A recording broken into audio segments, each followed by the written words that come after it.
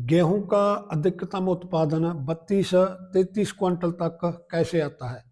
कोई भी यूनिवर्सिटी या फिर कोई बीज बनाने वाली फर्म अपनी गेहूं की किसी किस्म का अधिकतम उत्पादन या पोटेंशियल यील्ड 35 क्विंटल तक बताती है। जैसे कि हम DBW 327 के उत्पादन के बारे में बात करें या PBW 872 के उत्पादन के बारे में बात करें, तो इन किस्मों का लगभग 35 क्विंटल तक का उत्पादन बताया जाता है। पर किसानों के खेतों में किसी भी किस्म के पोटेंशियल यील्ड का 60% तक ही उत्पादन आता है। किसानों के खेतों में अगर मौसम अनुकूल हो तो गेहूं का उत्पादन 25-26 क्विंटल या फिर 27-28 क्विंटल तक आता है। तो फिर बहुत सारे किसानों के मन में यह सवाल उठता है कि गेहूं का अधिकतम उत्पादन पोटेंशियल यील्ड यूनिवर्सिटी वाले किस तरह लेते हैं, इतना उत्पादन में फर्क कैसे आता है, कितनी खाद या कौन कौन सी बातों का ध्यान रखना पड़ता है कि अपना जो उत्पादन है वो भी लगभग 35 क्विंटल आए। तो इस वीडियो में हम बात करेंगे किसी यूनिवर्सिटी की तरफ से या किसी फर्म की तरफ से गेहूं का अधिकतम उत्पादन कैसे लिया जाता है, कौन कौन सी बातों का ध्यान रखा जाता है, कितनी मात्रा में खाद डाली जाती है। यह सारी बात विस्तार से आपके साथ हम शेयर करेंगे। सबसे पहले सभी किसान दोस्तों को सत श्री अकाल। दोस्तों, मैं हूं जगजीवन सिंह जवंदा और आप जुड़े हैं यूट्यूब चैनल खेती डेयरी जंक्शन हिंदी के साथ। जो कोई नए किसान भाई चैनल से जुड़े हैं, चैनल को सब्सक्राइब कर सकते हैं। नोटिफिकेशन के लिए बेल वाला आइकन प्रेस करके नोटिफिकेशन ऑन कर लें ताकि आने वाली नई अपडेट की जानकारी आपको मिलती रहे। तो से पहली बात, किसी भी किस्म के उत्पादन का सीधा संबंध मौसम से होता है। अगर मौसम अनुकूल है तो लगभग हर किस्म अच्छा उत्पादन दे सकती है और कम खादों और कम साम संभाल के साथ भी अच्छा उत्पादन आ जाता है।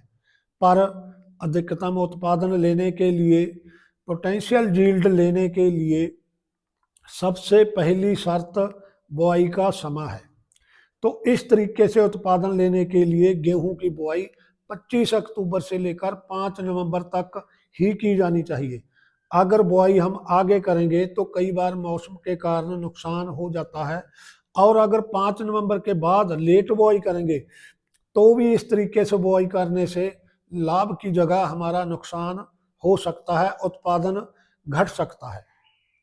तो इसलिए यह सुनिश्चित करें कि इस तरीके से बुआई के लिए 25 अक्टूबर से 5 नवंबर के बीच ही बुआई करनी चाहिए। 1-2 दिन इधर उधर हो सकते हैं, पर 1 हफ्ता और 10 दिन का फर्क काफ़ी ज़्यादा हो जाएगा तो नुकसान हो सकता है। अब बात करते हैं खादों के बारे में। इस तरीके से सिफारिश की गई खाद की मात्रा से 1.5 गुना खाद डालनी पड़ती है। जैसे यूनिवर्सिटी की तरफ से नाइट्रोजन खाद की जो आम स्थिति होती है उसमें सिफारिश 50 किलो की होती है। इस तरीके से हमें 75 किलो नाइट्रोजन की जरूरत पड़ेगी। आम हालत में नाइट्रोजन के लिए 110 किलो यूरिया हम 1 एकड़ में डालते हैं, तो फिर हमें जहाँ 165 किलो यूरिया डालने की जरूरत पड़ेगी। तो दूसरी खाद फास्फोरस होती है, जो आम हालत में, सामान्य हालत में 25 किलो फास्फोरस डाला जाता है, जो 55 किलो DAP से पूरी हो जाती है। पर इस तरीके से बीजी गेहूं के लिए 1.5 गुना बढ़ाकर 37.5 किलो फास्फोरस की जरूरत पड़ेगी। तो इसके लिए और 83 किलो DAP की जरूरत पड़ेगी। मतलब 1.25 बैग DAP के 1 एकड़ में पड़ जाएंगे। तो अगली बात पोटाश की आती है। तो आम हालत में अगर हमने धान में पर्याप्त मात्रा में पोटाश डाला हो तो गेहूं में पोटाश डालने की सिफारिश नहीं की जाती। पर कुछ खास हालत में 20 किलो म्यूरेट ऑफ पोटाश का इस्तेमाल करने की सलाह दी जाती है। तो इस तरीके में हम 1.5 गुना बनाकर 30 किलो पोटाश डालेंगे। इसमें पोटाश हमें जरूर डालना पड़ेगा, क्योंकि ज़्यादा मात्रा में यदि हम यूरिया डालते हैं, नाइट्रोजन वाली खाद डालते हैं, तो फसल गिरने का खतरा बना रहता है, क्योंकि फसल की हाइट बढ़ेगी। पोटाश खाद है गेहूं के तने को मजबूत करती है, दाने को वजनदार और चमकदार बनाती है। तो इसलिए इसमें पोटाश डालना बहुत ज़रूरी है। बाकी फसल में जिंक की कमी ना हो तो 33% वाला जिंक 10 किलो प्रति एकड़ से हिसाब से हम डाल दें, जहाँ फिर आधा किलो 500 ग्राम जिंक सल्फेट 33% वाला और 500 ग्राम ही मैग्नीज सल्फेट और 500 ग्राम जो कली होती है चूना, इसको 100 लीटर पानी में घोलकर स्प्रे कर दें। इससे मैग्नीज सल्फेट, जिंक सल्फेट सभी तरह की कमी पूरी हो जाती है और फसल हमारी पूरा फटाव करेगी, पूरा बढ़वार करेगी। जाए घोल बनाने के लिए ना 500 ग्राम जो कली चूना होता है उसको 10 लीटर पानी में एक रात पहले भिगो कर रख दें और जो ऊपर पानी आ जाएगा उसमें जिंक और मैग्नीज सल्फेट मिलाकर इसकी स्प्रे कर दें तो ये रिजल्ट बहुत अच्छे मिलेंगे, बहुत बढ़िया रिजल्ट मिलते हैं। तो अगली बात, जब इतनी मात्रा में हम खादें डालेंगे, खादें का इस्तेमाल करेंगे तो यह सुनिश्चित है कि फसल की पैदावार काफ़ी ज़्यादा होगी। फसल की जो हाइट है ज़्यादा ज़रूरत से ज़्यादा बढ़ जाएगी। अगर फसल की हाइट ज़्यादा होगी तो फसल हमारी गिरेगी, जिससे उत्पादन बढ़ने की जगह उत्पादन घट सकता है। तो इसलिए जहाँ एक बहुत ज़रूरी काम करने की ज़रूरत है, फसल में हमें हाइट को रोकना होगा। हाइट को रोकने के लिए ग्रोथ रेगुलेटर की स्प्रे करने की ज़रूरत होती है। जय ग्रोथ रेगुलेटर फसल को बढ़ने से रोकता है, जिससे फसल की हाइट घट जाती है, गांठें नज़दीक नज़दीक बनेगी, पास पास बनेगी, जिससे तना मजबूत हो जाता है और फसल हमारी गिरती नहीं। रेगुलेटर का मतलब होता है ग्रोथ को रेगुलेट करना। ग्रोथ रेगुलेटर और ग्रोथ प्रमोटर दोनों को फर्क को समझना जरूरी है। जो ग्रोथ प्रमोटर होता है वो ग्रोथ को बढ़ाता है, जबकि ग्रोथ रेगुलेटर ग्रोथ को कंट्रोल करते हैं। जैसे बिजली वाले पंखे में रेगुलेटर लगा होता है जो पंखे की स्पीड को घटाता है, जहाँ बढ़ा देता है, मतलब रेगुलेट करता है। जहाँ हम 2 स्प्रे ग्रोथ रेगुलेटर की करेंगे ताकि ज़्यादा खाद डालने से फसल ऊपर की तरफ बढ़ने की बजाय फटारे की तरफ बढ़े, टेलरिंग ज़्यादा करे।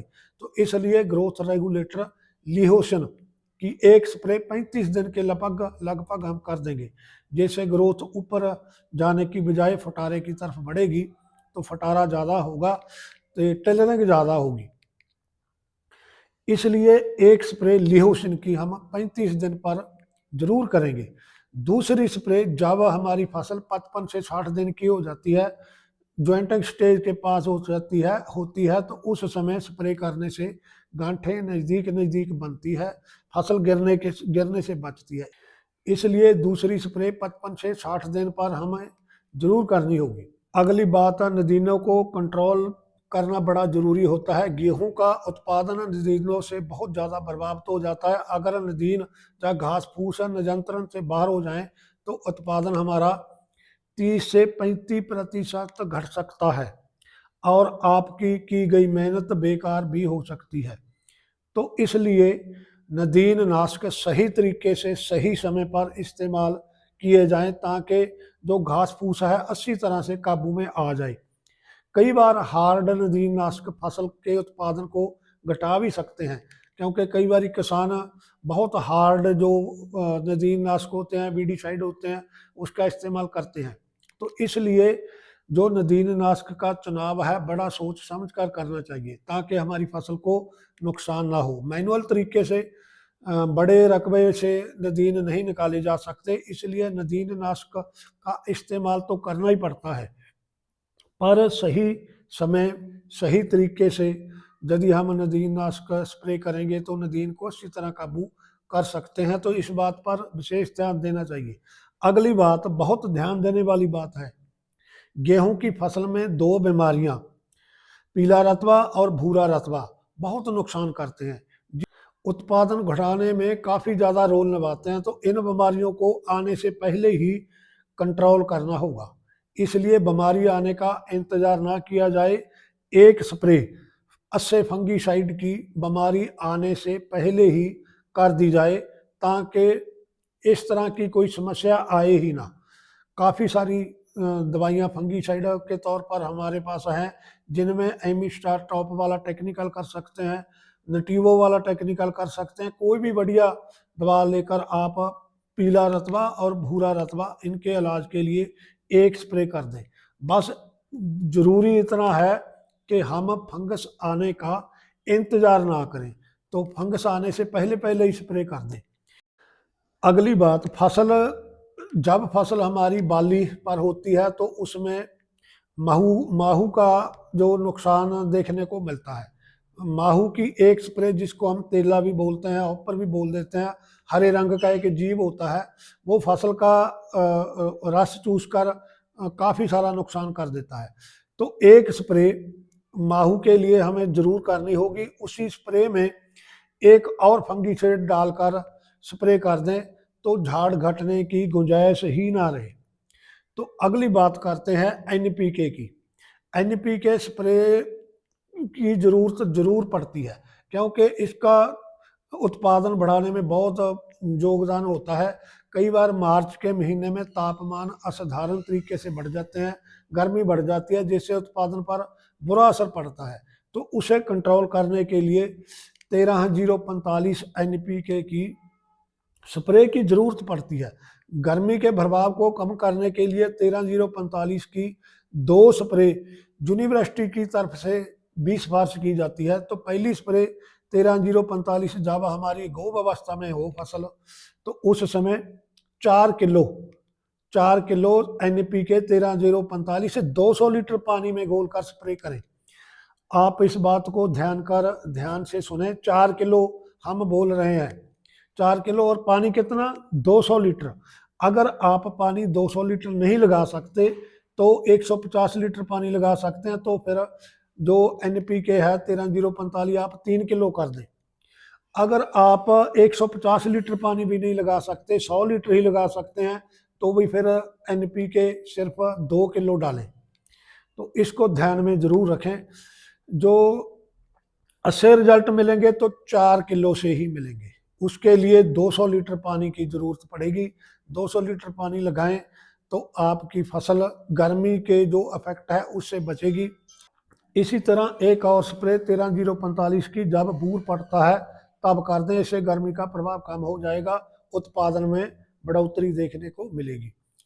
अगली बात, पानी की मैनेजमेंट सही तरीके से करनी होगी, क्योंकि अगर पानी फसल में सही तरीके से नहीं लगाया गया तो फसल में उत्पादन का काफ़ी नुकसान हो जाता है।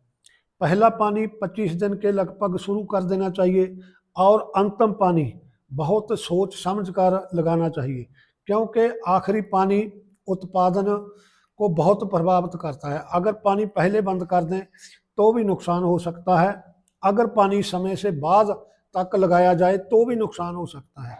तो आखिरी पानी बहुत सोच समझ कर लगाना चाहिए, क्योंकि इस समय फसल गिरने का भी खतरा होता है। तो इन सारी चीज़ों को ध्यान में रखकर आखिरी पानी लगाना होगा। अगर हम इन सारी बातों को सही तरीके से फसल में अप्लाई करेंगे, फसल में सही तरीके से प्रैक्टिस करते हैं, तो उत्पादन में जरूर बढ़ोतरी देखने को मिलेगी। हम पोटेंशियल यील्ड के नज़दीक पहुंचेंगे। यदि पोटेंशियल यील्ड नहीं भी ले पाएंगे तो भी उत्पादन में काफ़ी बढ़ोतरी देखने को मिलेगी। तो इसमें सावधानी बड़ी ज़रूरी होती है। यदि हम सावधानी जरूरी नहीं बरतेंगे तो उत्पादन हमारा कम भी हो सकता है, क्योंकि देखो इसमें काफ़ी मात्रा में हम जो खाद्य वगैरह डाल रहे हैं उसके लिए हाइट बढ़ेगी, तो उसको कंट्रोल करना बड़ा जरूरी होता है। तो सावधानी जरूरी है। यदि आप सावधानी पूर्वक काम करेंगे तो उत्पादन में जरूर बढ़ोतरी देखने को मिलेगी। जरूर आपका उत्पादन 30 क्विंटल तक तो जा ही सकता है। तो भाई दोस्तों, आज की वीडियो में इतना ही। यदि आपको वीडियो अच्छी लगी तो लाइक करें और दूसरों दोस्तों के साथ शेयर जरूर कर दें। चैनल को सब्सक्राइब करना मत भूलें। तो भाई सत श्री अकाल दोस्तों, नमस्कार दोस्तों।